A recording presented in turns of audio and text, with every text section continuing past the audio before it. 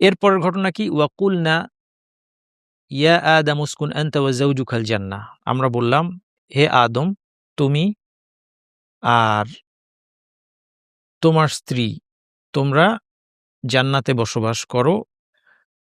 ওয়াকুলা মিনহা রাগাদান হাইসু শি'তুমা।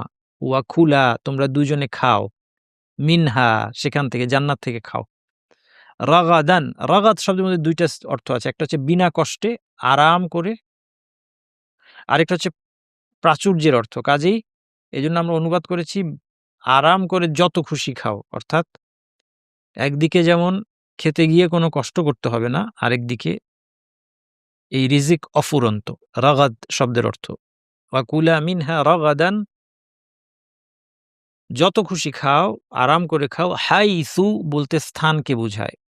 অর্থাৎ যেখান থেকে, জান্নাতের যেখান থেকে খুশি খাও, শি'তুমা যেখান থেকে তোমরা দুজনে চাও সেখান থেকে খেতে পারো। ওয়ালা তাকরাবা, কিন্তু একটা নিষেধাজ্ঞা ছিল।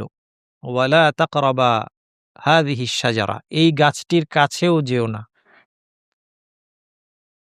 অর্থাৎ এই গাছের ফল খাবে না। আল্লাহ সুবহানাহু ওয়া তাআলা যখন নিষেধ করেন তখন যা কিছু ওই হারামের দিকে নিয়ে যায় সবটাকে নিষেধ করে দেন।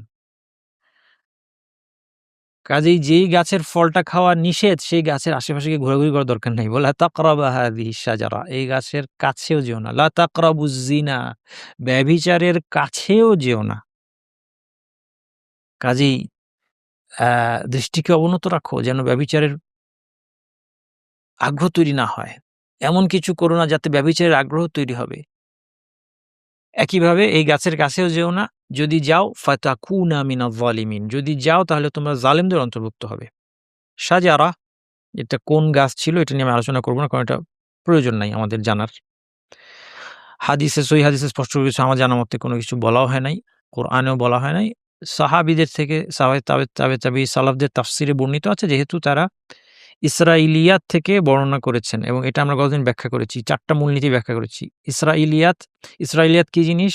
বনু ইসরাইলের কাছ থেকে প্রাপ্ত ঘটনা। এর বিধান কি? বর্ণনা করা জায়েজ।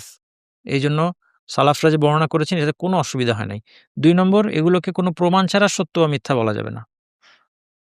হ্যাঁ, তাহলে ধরা যাক যে কেউ কোনো অ্যা এরকম বর্ণনা করল যে এটা গম ছিল, এই গাছটা গম গাছ। তাহলে এটাকে আমরা দলিল ছাড়া সত্য মিথ্যা কিছুই বলব না। হতে পারে, নাও হতে পারে। এবং এই ক্ষেত্রে এই তাফসীরটা সালাফদের থেকে আসলেও এটা শিরোধার্য নয়। এটা মানতেই হবে। সাহাবী বর্ণনা করলেও মানতেই হবে না। কারণ এটা আসলে বনু ইসরাইলের ঘটনা। আর বনু ইসরাইলের ঘটনাগুলো প্রমাণ ছাড়া আমরা সত্য বলে স্বীকার করতে বা মানতে বাধ্য নই। এইজন্য তাফসীরে এই গাছটা কি গাছ ছিল এটা নিয়ে অনেক বক্তব্য আছে। ৫ টা, ৬ টা, ৭ টা মত আছে। সবটাই আমরা স্কিপ করে যাবো। আমাদের জীবনে এমনিতেই সময় কম।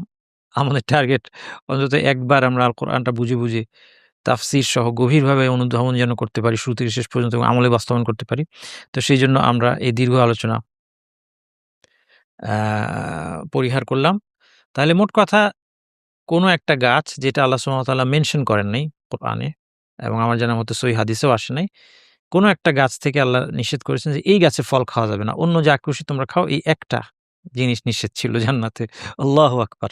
এখান থেকে আমরা আসলে আ আমাদের নেচার বুঝতে পারি। আমরা মানুষ, আমাদের পিতা আদম আলাইহিস সালাম, এই একটা আদেশ থেকে একটা নিষেধাজ্ঞা ছিল শুধুমাত্র, তাই না? এই একটা নিষেধাজ্ঞা থেকেও তিনি বেঁচে থাকতে পারেননি। এটাই মানুষের নেচার এবং আমরা এজন্য আমাদেরও এই ধরনের অবাধ্যতা এবং পদস্খলন হবে। কিন্তু সামনে আসছে যেটা আদম আলাইহিস সালামের রিঅ্যাকশন, সেটা আমাদের ইম্পোর্টেন্ট। আচ্ছা, তোমরা জালেমদের অন্তর্ভুক্ত হবে কেন আল্লাহ বললেন?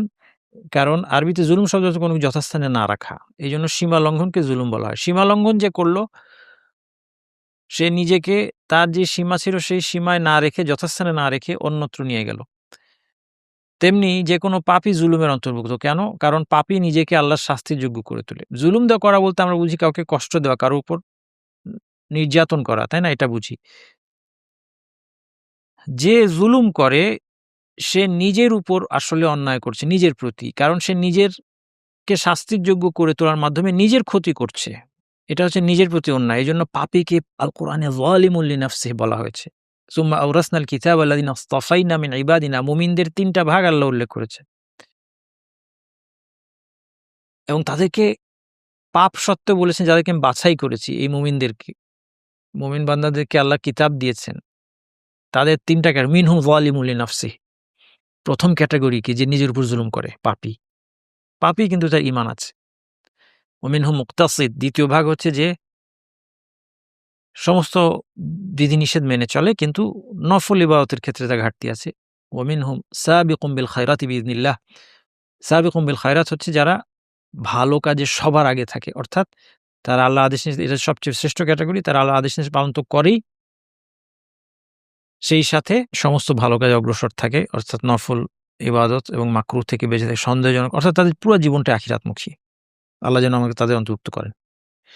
এজন্য প্রত্যেক পাপী জালেম, কারণ সে নিজেকে ক্ষতির সম্মুখীন করছে। এবং আরেকভাবে সে জালেম, তার থাকার কথা ছিল আল্লাহর আনুগত্যের সীমায়, সেটা সেই স্থানটা ত্যাগ করে আল্লাহর অবাধ্যতার মধ্যে চলে যায়। এইজন্য জুলুম শব্দটা আরবিতে ব্যাপক, এর দ্বারা সব পাপই অন্তর্ভুক্ত হয়।